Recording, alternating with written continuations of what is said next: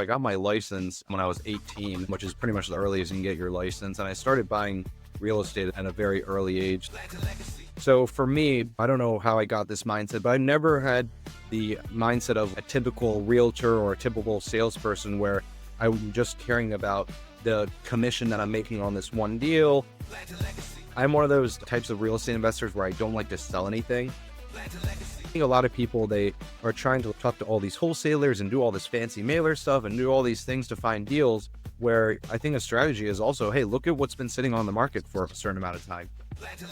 Big picture, this business is very difficult. And I think a lot of people, they get into it thinking it's easy, or they see stuff on TV, or they see XYZ person selling houses and it looks easy, but it is very difficult.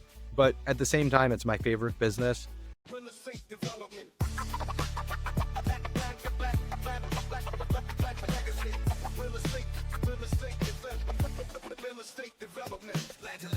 Welcome back to Real Estate Development Land to Legacy. I've got Matin Haghkar here with me, joining us from Philadelphia. We are going to continue talking about real estate development and provide information, content, lessons for the audience that could hopefully educate and provide cautionary tales and everything in between. Matin, welcome. Thank you, Eugene. So Matin, how did you get in real estate? What do you do? What keeps you busy? Sure. So I own a full service real estate brokerage. I'm a broker owner.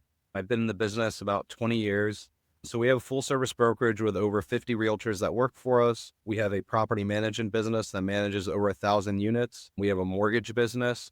We also have a construction and development company and some marketing at businesses and things like that as well. Like I said, I started 20 years ago. I got my license when I was 18, which is pretty much the earliest you can get your license. And I started buying real estate at a very early age. So that's kind of where we started, and that's where we are now. What's your primary focus in real estate? So pretty much all of the above. We have a lot of auxiliary businesses that we've set up that handles every single aspect of the business and every service. The brokerage is somewhat self-sustaining. The property management business is somewhat self-sustaining. Mortgage is somewhat self-sustaining. They really come to me if there's a big problem or a big issue, or if we're trying to do some big high-level decision-making, things like that. Get there, obviously, it didn't happen overnight. At the beginning, I was in the trenches every day. But right now, I have the luxury of more so focusing on what my passion is, which is more so the development side, construction side, buying and managing my own properties or managing them through our property management business. But really, we have the mindset of seizing any opportunity that comes on the table, and having these different businesses really helps that. Great. So in my experience, I used to run a development and construction company. And what I found is that construction took way too much of my personal time, even though my passion was always on the development side. I love putting together the teams. I love going through the project design process, pushing it through permitting, as much as painful it is, but it was still enjoyable. But inevitably, construction took too much of my time. How do you handle that? How do you go about splitting your time and being effective? Yeah, I think the biggest thing, and not to sound cliche, but having a good team is super important.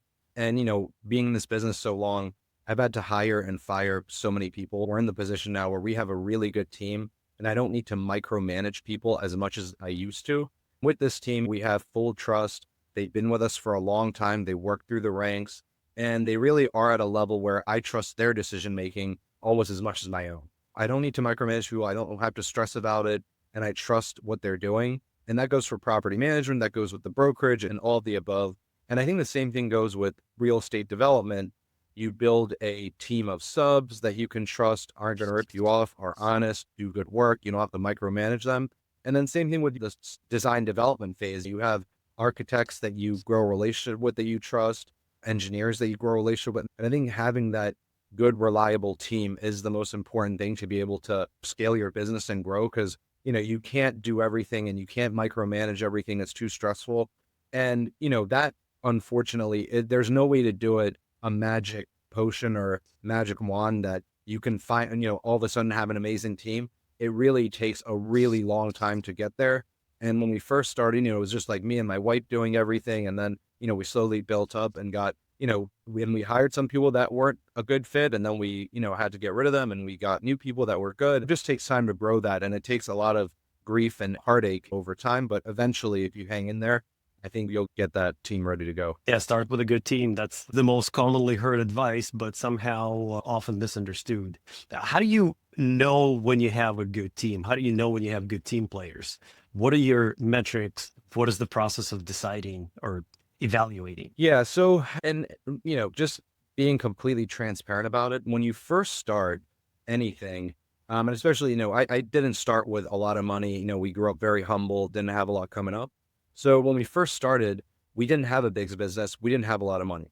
So we could only afford to hire, basic people that unfortunately maybe if we could afford it, we would have gotten better quality, but we couldn't because we couldn't afford it, or we had to do most of the work ourselves. As your business builds up, you kind of rotate through and those people churn themselves out eventually. They're not a good fit. They don't have the same ethos, whatever. But I think the biggest thing that, at least for me, is important is having the same mindset as the person that's the owner of the company, the head honcho, the decision maker, having that same mindset in all those managerial C-suite positions, if you will. So for me, I don't know how I got this mindset, but I never had the mindset of a typical realtor or a typical salesperson where I'm just caring about the commission that I'm making on this one deal. We've always had this bigger picture mindset where, hey, look, we want to do good. We want to do right by our clients. We want to do what's, follow the golden rule essentially, and treat others the way we want to be treated, and being honest with people where, hey, if it's not a good deal, we're going to tell you it's not a good deal. If it benefits me or I get a commission check or whatever, we're always going to be honest, and we might lose a deal here and there at first, but in the long run, you really build those strong business relationships that way. And that's how you get, instead of one deal, you get a client for life and many deals over the course of your lifetime. So I think that is really important, and making sure that all our managers, all our team has that mindset of not being desperate for one transaction or whatever.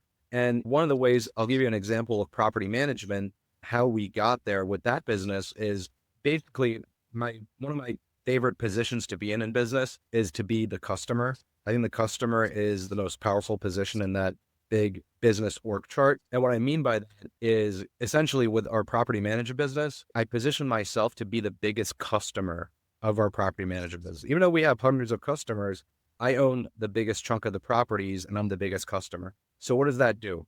What that does is our property management team and our directors and whatnot, they're never afraid to not have a job. God forbid if we lose every customer, just my properties alone will help sustain the property management business. So I think eliminating that desperation and fear from your employees where they are willing to say no to customers and say, hey, you're not a good fit for our business. You're maybe an unethical customer and we don't want to manage your properties. I think is very important because a lot of, unfortunately, people in the real estate business that are very desperate, they're living paycheck to paycheck, commission to commission. So they just take any business they can, whether the client is a good fit or good for them or has a good ethics or whatever. So for us, we're not afraid to say no to customers. We're not afraid to shut down business if we don't think it's a good fit for our ethos. The development side, where does the project typically start for you? Do you start with developer's hat to figure out what applies, or do you wear your realtor hat by searching the property, or do you wear your contractor's hat, or all of the above, the process of starting on a new venture, on a new project? Sure. So I think the thing and the hardest thing is finding a deal that makes sense. Construction prices are relative to where you are in the country or your market. But before COVID, I remember we would pay roughly $125 to $130 a square foot to build. It's around averaging $175 to build where we are per square foot. And obviously, if you build a large multifamily, it's different. If you build luxury, it's different, but that's roughly the average. So having that in mind, and then on top of that, the carrying costs and interest rates, it's gotten very, very difficult to find a deal that makes sense economically, considering the construction costs, considering the interest rates, carrying costs, all those things, insurance going up, taxes going up, all that stuff. So I think really analyzing the data of what's a good deal is the most important thing and figuring that out. So I would say first and foremost, finding a good deal, that's the hardest part. You identify a good deal, knowing what your construction is going to cost, knowing what you're allowed to build there based on the zoning, knowing what your carrying costs are going to be, knowing what your interest rate is going to be, all those different factors, and knowing all those complications is very important to make sure, hey, this deal is going to work. And then you negotiate the price, negotiate all the terms, you go under contract, you close. And then typically before we even close, we're slowly gearing up the team and starting the design development process.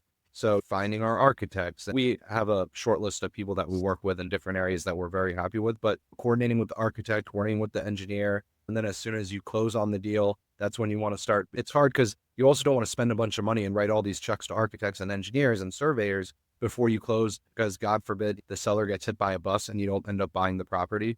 So as soon as you close, you basically start writing your checks and getting everybody under contract for your architect, engineer, surveyor, all that. And depending on the size of your project, you may have to go to a planning commission if you're building up the development. For example, right now, we're building to get approved a 24-unit townhouse development.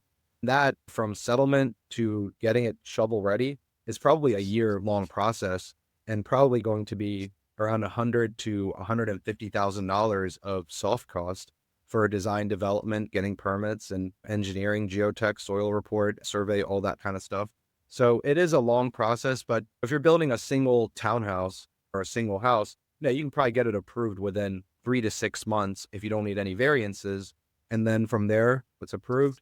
And either if you have a development business yourself, you get started with your subs, or if you have a GC, they get started. Typically, everything goes from there with the foundation, framing, utilities, all that stuff. And you slowly build it up from there. It also depends on where you are in the country as far as the variance process. That's a huge piece of this whole thing. A lot of people go after variances and they buy a property and they're like, oh, well, this township is easy. And I know this guy got this approved and I can get this approved. Instead of building a duplex, I'll get a variance and build a triplex. And that's how they base their whole economics of their deal on. And then after settlement, the commissioner gets changed and it's somebody else and he denies everybody. So you have to be really careful where you base the deal based on what you can do by right, not what you can do with your variance. And hopefully you get it, but that also adds a lot of time and money to the design development process. Help me understand, going back to what you said in the beginning, the deal. When you evaluate the deal, what makes it good?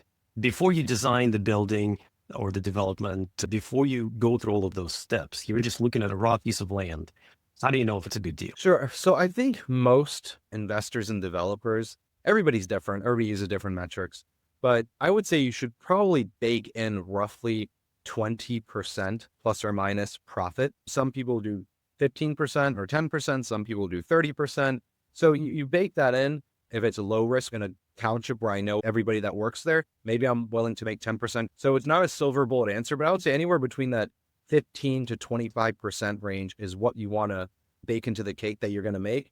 And of course, we both know you go in there doing all your math to the T. Oh, I'm going to make 20%. And then by the end of it, you're like, oh, I made 5% or 10% because of the carrying costs, or I didn't account for this, or the site development. I didn't know it was going to be that. And I think that's a big piece that a lot of investors lose their shirt, is the site development cost, because it's such a mystery until you do your geotech survey and all that kind of stuff. So I think the site development is something a lot of people need to pay attention to as far as like big development. But, we try to bake into the cake about 20% profit. And another angle to it is I'm one of those types of real estate investors where I don't like to sell anything. Even if I build, I like to hold on to as much as I can. Now, for example, this townhome development that we're working on right now, with that one, I probably will end up selling most of them, because let's say each townhouse sells for 550 to 600, the rents over there might only be 2,500. Well, I could take that 600, buy something else where I make 4,000 a month in rent. But it also depends on the area. If I think the area is, hey, it's not super market sensitive. If there's a crash, it's not going to go completely bust. Maybe I'll hold on to it. It still has a lot of room to appreciate. Or, hey, this is in a bit of a bubble area. I want to unload it, not have any risk. So I typically like to hold, because I think that's where you make the most in real estate, is when you hold long-term versus being quick in and out. I also love rentals for the long-term. That's, I think, a great business model, especially with all the tax havens and tax deductions you get from that. But really, it depends. Also, if you theoretically, and I'm not an accountant, but if you build 24 townhouses, let's just say, and you make $2 million.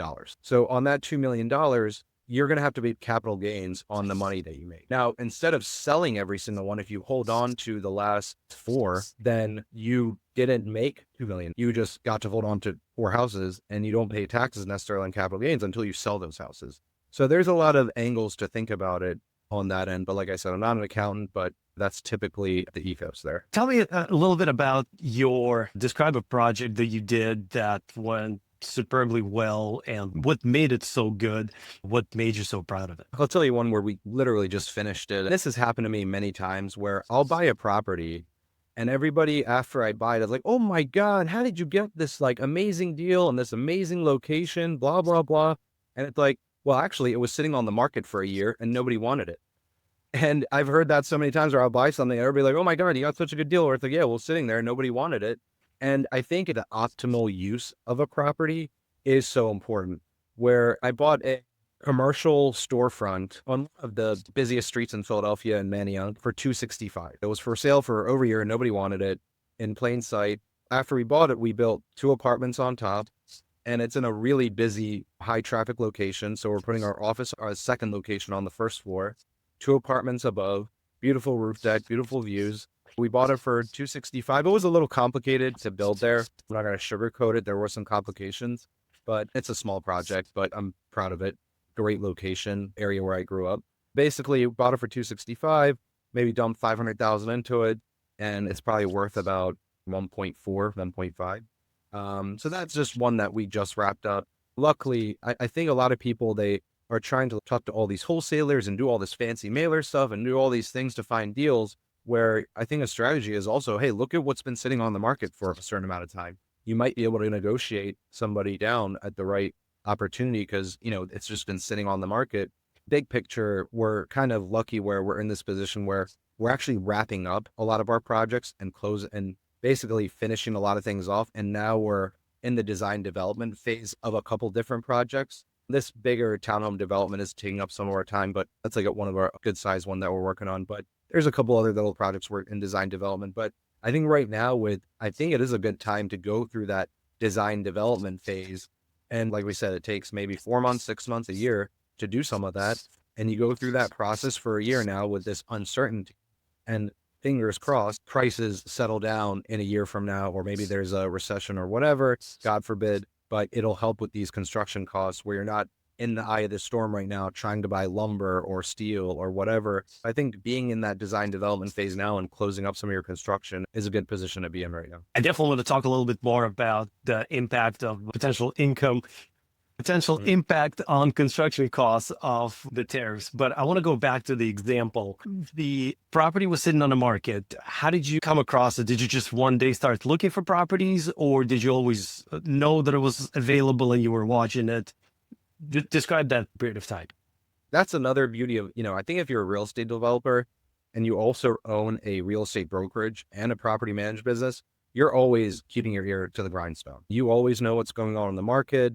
I have a bunch of my own realtors and other realtors constantly sending me deals where, hey, yeah, I'm a licensed broker, but I'll use somebody else as my agent if they bring me a good deal. So I constantly have people sending me deals, but for that one specifically, I actually found it on MLS myself. I have automatic searches set up on MLS. I have many automatic searches set up on MLS that I automatically get properties on. And yeah, for the normal person, it can be annoying getting like 10, 20 properties sent to you a day. But, I just click through, hey, no, yes, no, heart, favorites, whatever. My assistant would reach out, but it was on MLS and they had a really small real estate sign out there. They probably should have a bigger one, but it was on MLS and that's how I found it. It wasn't anything. I wish I could say it was something fancy, but it was simple and it was on the market. And with a lot of properties, once they sit there for a certain amount of time, I think we all know this, it gets a stench to it and then people become afraid of it, which I think is a very novice way to think. If you know your stuff, who cares if it's been sitting on the market for a year? Look into what you can do by right. Look at the optimal use. Look at do your own math and homework with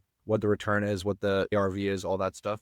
And if you're an expert, you're not afraid of a property's been sitting on the market, which is silly to me. But to me, that's just a better opportunity to negotiate. But yeah, it was on MLS and that's how I came across it. And I bought many properties off MLS. Well, so you saw it on MLS. You obviously knew the neighborhood because you grew up there. And what made you take a look at it, knowing that it's been sitting on the market for so long, and obviously others looked at it and passed on it? What made you think that you could do something with it? Sure. So, I mean, as simple as, we looked at the zoning and we looked at what we could build there, and we did an estimate on the construction costs and what it would cost to build what we wanted and what the value would be after we built that. And to be fair, our estimate was like, it ended up being one or $200,000 more than what we had estimated. But luckily there was such a big buffer there where it didn't matter. And the reason that was the case was because this will check off your box of a good story and a horror story. The horror of it was basically when we bought it, initially I was thinking, hey, does it make sense to just knock the whole thing down or build on top? We both know building ground up is a lot easier, simpler, less headaches, less all that stuff versus rehabbing and building on top of an existing structure. So the reason we ended up actually building on top and not knocking it down was because the existing property was covering more of the land footprint than what the current zoning allowed. So we were grandfathered with the footprint. We had a little bit extra square footage. It was only like maybe 50 feet by 40 feet was the lot size. So nothing big. It was basically a square. But that's typical in that area. We thought, hey, look, this building covers almost the entire lot. So let's just build on top. And then by doing that, it ended up causing a giant structural, like, we had to over design it to the point where you could land like Air Force One on top of it. It's super sturdy now, structural steel, giant foot. We had to dig out the basement, put giant footings all the way around. That structural element of it added like $100,000 to the project that we weren't accounting for. And hindsight, it's like, well, was it worth the $100,000 to have this 100 extra square foot? Probably not. It would have cost a lot less, actually. Probably would have cost us like maybe $150,000, $200,000 less if we would have knocked it down. But you live and learn. And that kind of stuff is hard to figure out in the heat of the moment. And then you get farther down the hole. And it's like, okay, by the time we figured it out, we already paid the engineer, we already paid the architect, we already paid this guy, we already paid that guy, we already got our permits. And it's like, hey, do we undo all that, set ourselves back another year to get approved to knock it down and build ground up? But it ended up working out. Like I said, we had enough margin where it wasn't the end of the world, but we did take a little bit of a wash on that cost. Right. Yeah. It's always the challenge when you end up spending a ton of money on figuring out a solution to later realize that all of that could have been avoided. What lesson do you think you learned from that, and how would you avoid that? Do you consider it a mistake? It's tough because it only makes sense in reverse. So it's hard to say. And I think you just have to, in the big grand scheme of things, I think a good analogy is if you own one rental and that rental's empty, you're stressed. But if you own 10 rentals and 2 or 3 of them are empty, you're not as stressed, right? So I think because we do a lot of volume and we, try to like go hard and fast, it's like, oh, yeah, we learned something, but on to the next one. We try not to dwell on it, learn our lesson, whatever. The price per square foot in 10 years could be so much more that, hey, who cares if we spend another $150,000 for 100, 200 square feet? So it's hard to say. And we did end up getting a slightly better layout and that kind of stuff. So I wouldn't say it was like a complete loss, but to be transparent, if I could go backwards, I probably would have rather knocked it down and built ground up. But I don't think in the long term, it's going to be that huge of a loss. It'll kind of balance itself out.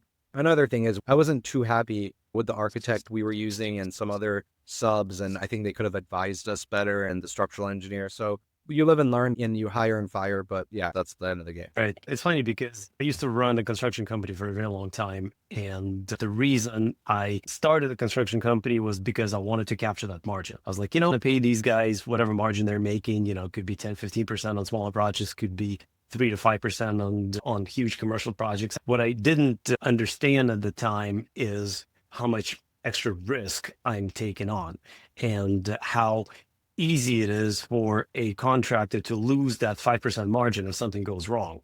And so we ended up shutting it down, and I want to focus on development. I don't mind having my GC make the profit. I want them to make the profit, but I would rather work with somebody who has built multiple projects, who have established teams, and let them take care of it. In your case, you have your own construction company. I presume that when you're looking at a new project, you probably call your construction PM and say, hey, I've got this project. What do you think? And I would imagine you have them give you feedback on construction costs, right? How do you find that process? Sure. So, and I think with the construction business, because I fully agree with you, and you can only do so much.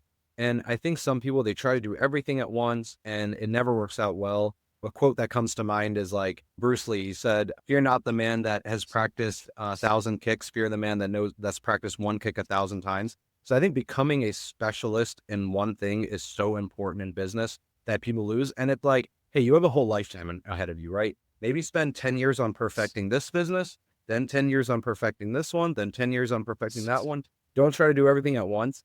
And I think for us, I always used GCs and general contractors and hired developers and construction companies myself, but I didn't start our own development business until we had a large volume of development.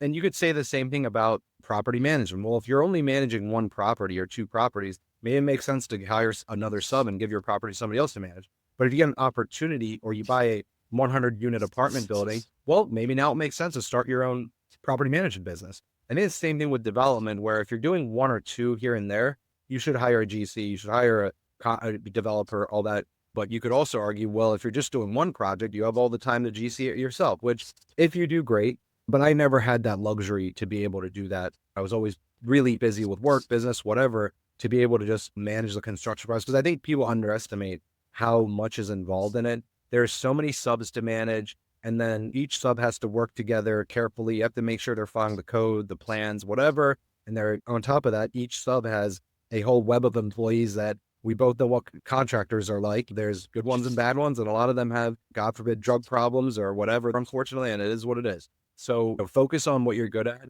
is so important. Develop that. And then eventually, if you get an opportunity that comes in that's like, hey, I just got a giant development project of 20 units, 50 units, 100 units, whatever, then maybe it does make sense to start your own construction company, because you can also hire the best of the best and pay them a salary maybe. Versus if you're just doing one project, you can't hire the best of the best and you can't pay them a salary. With that bigger project, you can afford to do that. So I think it really depends on where you are with the opportunities you have and where you are with your own client list and project list, if it makes sense. Makes perfect sense. I think it's good advice to get good at one thing before expanding and taking on too many things. Unfortunately, I know too many people that jump into multiple ventures at the same time, and it just becomes complicated and it becomes a source of multiple mistakes. And especially in development and construction, one little thing could easily snowball. One little inspection fail during construction would delay your next trade, would then delay your following trades. And if one person missed one little thing, you could lose a couple of months of time, which would trigger multiple different things. We started talking about construction costs and effects of the tariffs. I'm curious what you were seeing. I'm asking this question because obviously it is an interesting one. There's a lot of products that are being imported from various countries. What is the percentage of construction materials that are actually being imported from various countries, and specifically from China? What's your experience? What are you finding? Sure. So and again, I think it's one of those things where if you're looking for it, you'll find it. And it's like, show me the charts, I'll show you the news kind of mentality, where it's really hard to say because there's so many angles to it where, okay, I haven't noticed dramatically like lumber going up or steel going up or this or that. But I will tell you what I've been doing, for example, is like I stockpiled early on like all my appliances. They're all my appliances and fixtures, like plumbing fixtures, ceiling fans, light fixtures, stoves, grills, like refrigerators, dishwashers. Like we bought all that stuff up right away. And I do notice some of them I'm getting emails saying, hey, this is now on back order, or this isn't available anymore, or this or that, or whatever. So again, it's hard to say, is that just like normal market or is that because of the tariffs? It's hard to say, but from what I see, at least on the business media that I follow, it does seem like a lot of consumers are doing the same thing. They're trying to front run all their purchases. So in fear of prices going up. But like I said, on lumber, on steel, on aluminum, carbon fiber, flooring, whatever, I haven't noticed a dramatic increase. Now, at the same time, I think in construction, something important to also monitor is the price of oil. Price of oil is not that high. It's like 60, maybe $3 or $4 a barrel right now. So, that's something to monitor too, where if that gets low, that will help balance and taper it a little bit. And then bigger picture, it's like, okay, well, are we going to have drill baby drill in America and get more oil? Are we going to have more lumber coming online in America because they're going to do that? Are they going to, reduce regulations and what's going on there? So I think it's really hard to predict where it's going to go. But I think I think in my mind, it did make sense to buy my fixtures and appliances and the easy things right away for what I needed on some of my projects where, hey, maybe I could have waited a few months, but I was a little worried like, hey, maybe the shelves will be there or prices will go up. It makes sense to get them now But like I said, I haven't noticed a dramatic increase on a lot of other things. And bigger picture, like I said, we're wrapping up a lot of our construction projects. That's why we need appliances now. A lot of our stuff, we're kind of getting to the end of it. Hopefully, I won't need to buy more materials like lumber and steel until later on. So we'll win flooring, but we'll see. Right. Yeah. And I'm being as apolitical about it as possible. But obviously, we're in the same boat right now. We're trying to analyze a new project, analyze the costs. And I'm talking to contractors, I'm talking to some suppliers, and everybody's like, look, we can tell you what it costs now. We have no idea how much it's going to cost tomorrow. And so, how do you make decisions about it? How do you go about designing a new project without really having a good grasp of what it's going to cost you? Because we still don't know what the effect of the interest rates is going to be in the next couple of years. It is possible that construction costs go up and then we see a massive recession and people stop buying real estate. That would be a huge risk. And I'm seeing a lot of private equity right now is kind of sitting on sidelines waiting to see what happens. What's your advice or what are you doing to mitigate that? Sure. There's obviously a lot to consider. Maybe you bump up your margins a little bit, where typically you make 20% on a project. Maybe you bump that to 30% to have a little buffer in the risk. Bigger picture, you're probably gonna get some flack in the comments for me saying this, but most people don't mind having a recession come on. And I think the biggest pain from a recession is people losing their jobs. That's the worst and has a dramatic effect on people's lives. And the stock market goes down. I think it's something like the top 10% own 80% of the market, and the other like 40% own the other 10%, and the other 50% of the population is in debt. They don't own the stock market. So they don't care if the stock market goes down. But only the kind of top cares about the stock market. Unemployment, that's terrible, but it's really the only way for prices to go down. And when they talk about inflation, it's like, hey, that's the rate that's going up. It's not it flattening. It's not it going down. The only way you have prices go down is a recession or depression. So I think that ripping that Band-Aid off and having that little bit of pain would solve a lot of these problems. I've been in the business about 20 years, a little more. So I went through the financial crisis, all that stuff.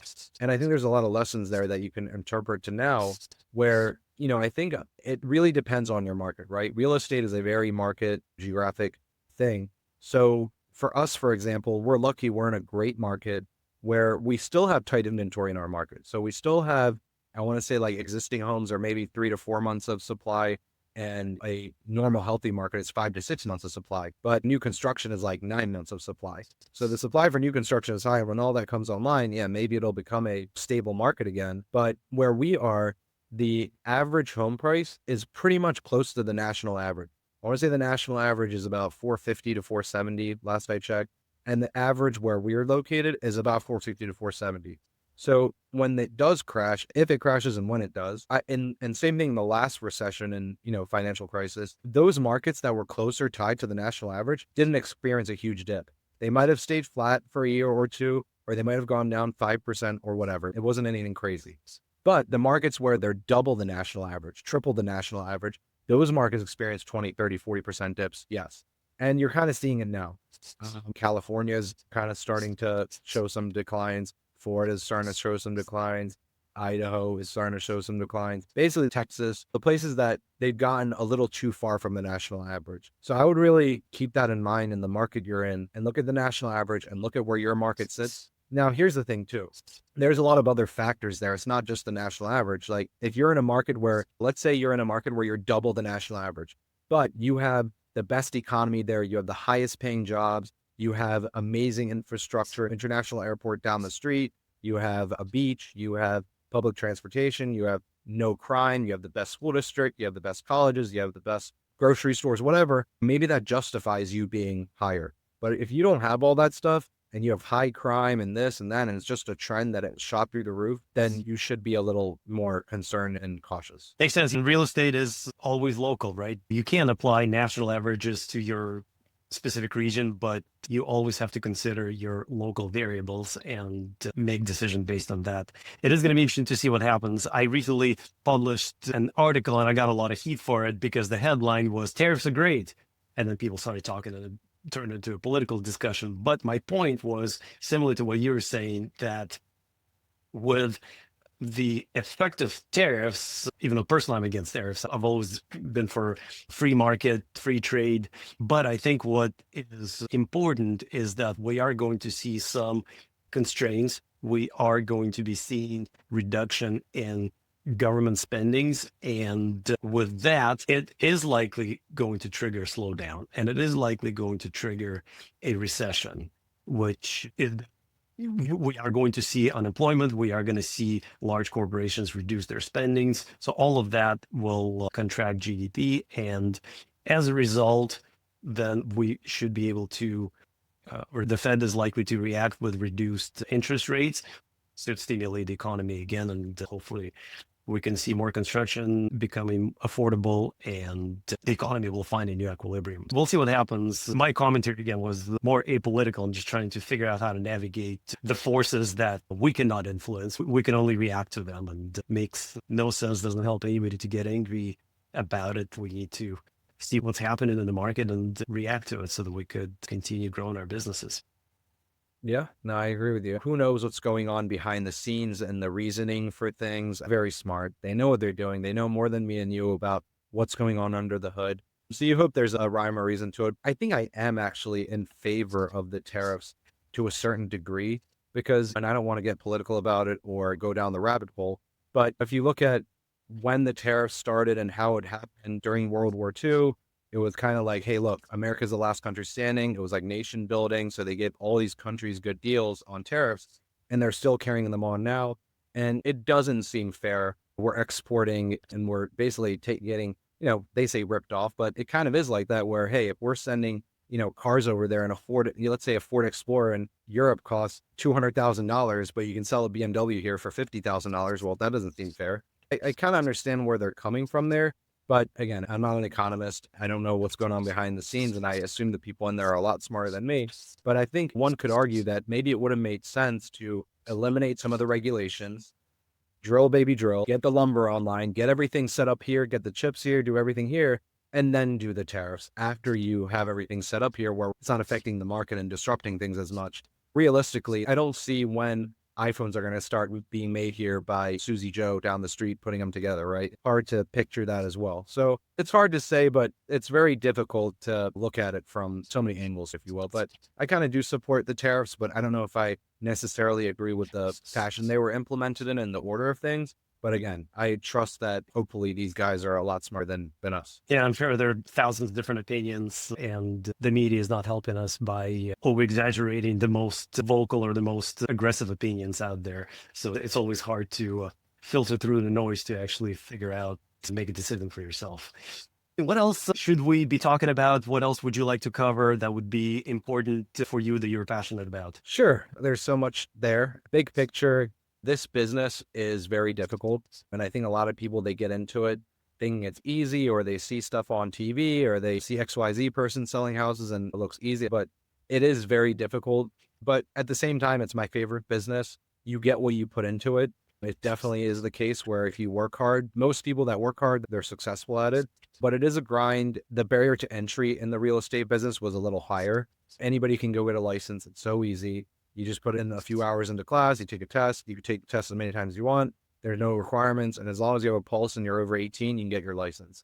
So because of that, I think the market's a little saturated with realtors. What happens is usually like as real estate prices go up, the number of realtors goes up. And as real estate prices go down, people turn in their licenses.